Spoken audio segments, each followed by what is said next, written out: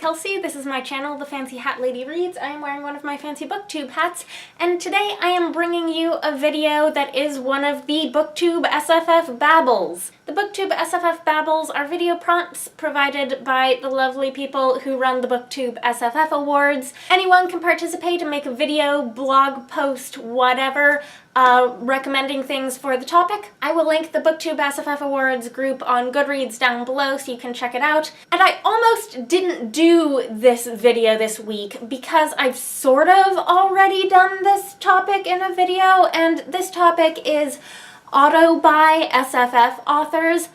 Auto-read authors was a topic sometime last year for monthly recommendations. So I did a video for that was long and rambly, and I will link that for you. In that video, I really went into like discussion mode about what it is that makes me want to read all of an author's work. And there are a number of different reasons I might want to read all of an author's work, and also a variety of reasons I might pass by certain books by authors I am generally very devoted to. One of the key takeaway points for me from making that video is that a true auto-read author for me is an author from whom I will read a book that I would not otherwise pick up because they wrote it. This is especially important in the case of certain favorite authors of mine who tend to branch out and write some really different things. So I encourage you to go watch that video. It is sort of the prequel to this one. But I realized rewatching that video that there is somewhat of a difference between an auto-read author and an auto-buy author. Especially for someone with book buying habits like mine, I tend to buy a lot of books used. I don't buy a ton of new books, new releases.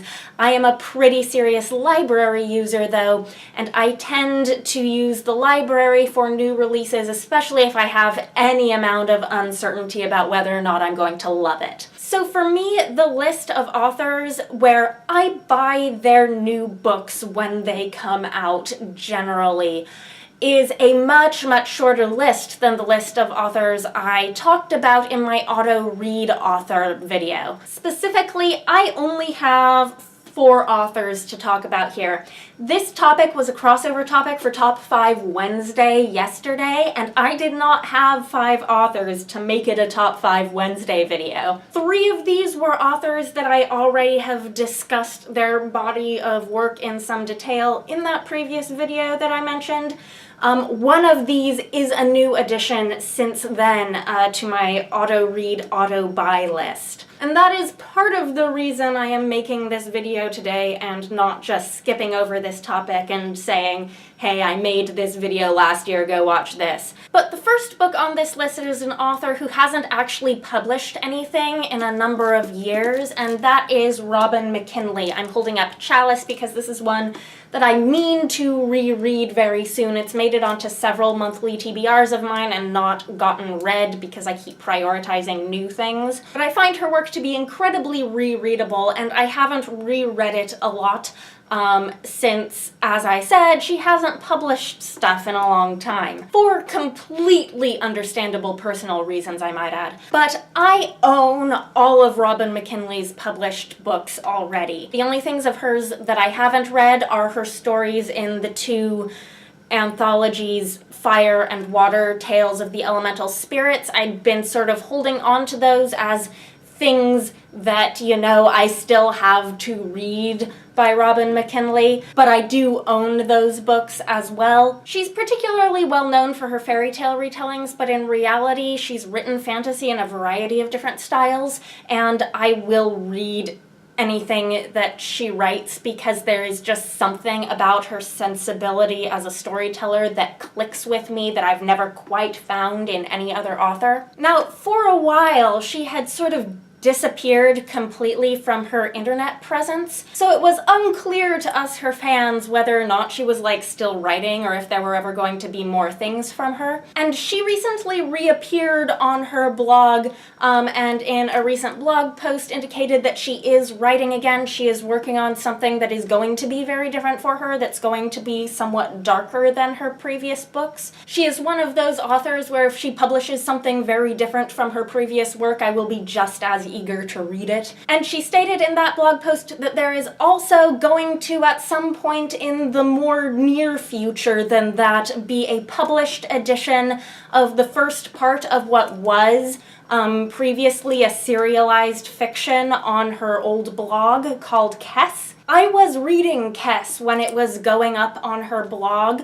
It was a very, very strange story. It took a really weird turn and then she disappeared from the internet on us. And I have been for like a couple years now sitting around wondering like if I was gonna learn what happened next to Kess. So there isn't actually concrete information about when that's going to be published yet, but oh my gosh, the moment it is available for pre-order, I will be the first to buy it. Next on this list of 4 is an author whose newest book I have just purchased. It came out this week, and she is also an author whose work is quite varied, and still this book is somewhat of a departure for her, and I am so incredibly pumped for it.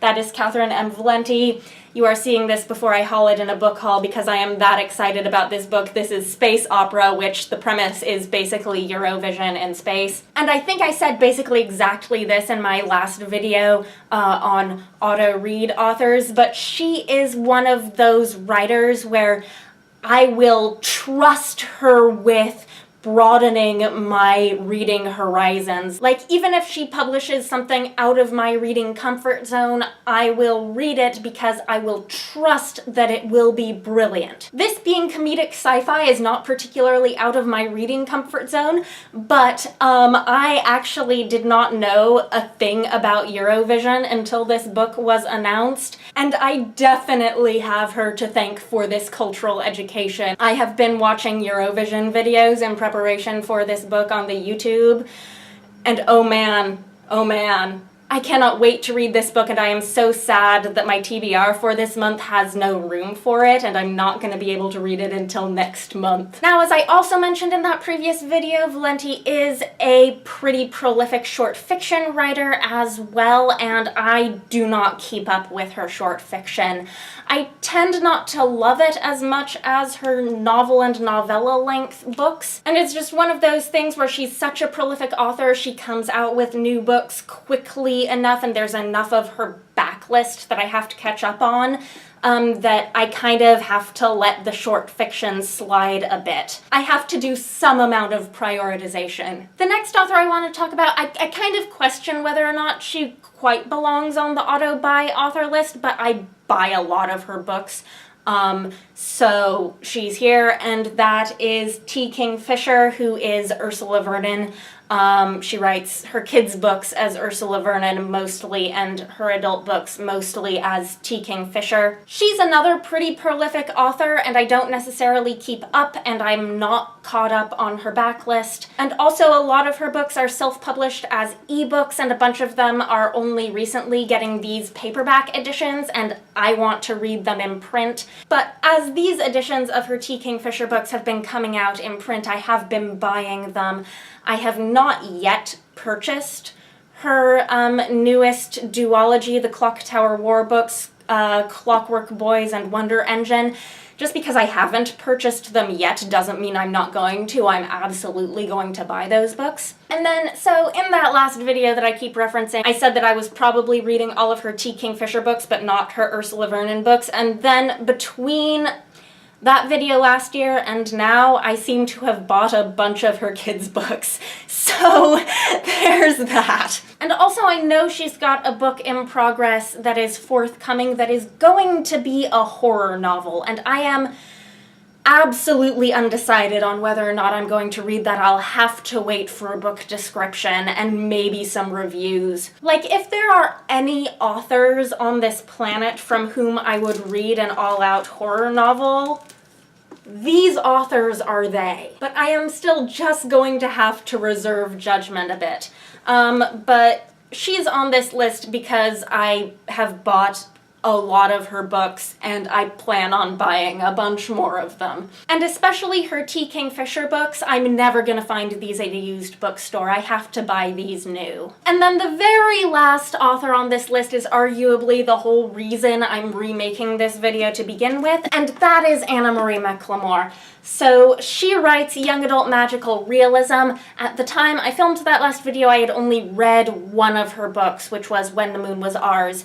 I have since read Wild Beauty, which is her most recent book as well, and I have purchased, though I have not yet read, her previous book, which is The Weight of Feathers. And at this point, that is all of her published novels. This is in stark contrast with the other 3 authors on this list who had extensive backlists already by the time I discovered them. I have been aware of Anna Marie McLemore's career since she published her first novel. And also, in contrast to the other authors on this list, she is an author who so far has pretty much only published one type of thing, which are these beautiful, lushly written YA magical realism standalones. Her next book is going to be Blanca y Roja, which is going to be more of the same, but the cover looks beautiful. I'll put it up here so you can see it.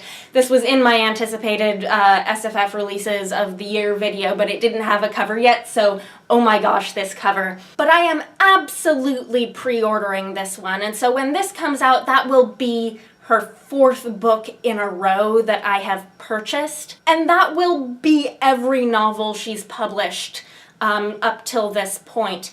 And given that both When the Moon Was Ours and Wild Beauty were absolute no-question 5-star reads for me, I have every confidence that I will continue to purchase her books. And I do think at this point she is quickly becoming an author for me where if she chose to write something really different, I would still want to read it just to see how she would write something different. So there you have it. Those are my 4 auto-buy authors I could scrounge up to talk about in this video.